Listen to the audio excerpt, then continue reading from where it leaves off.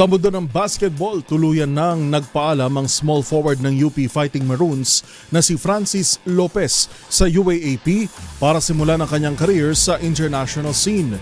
Kung saan ito nakatakdang maglaro, tutukan sa report ni Matchpoint Millie Borja.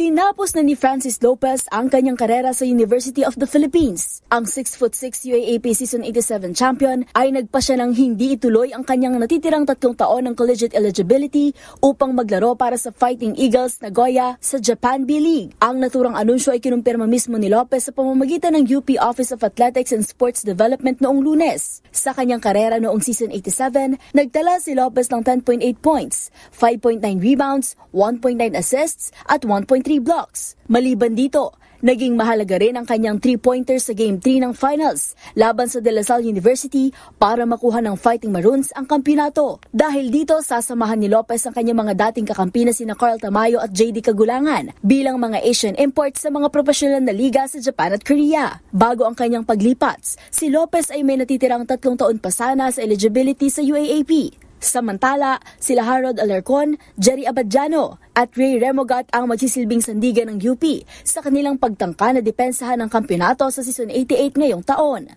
At yan ang mga latest updates sa mundo ng sports. Para sa MBC TV Network News, ito si Millie Borja ng DZRH TV, una sa Pilipinas, una sa Pilipino.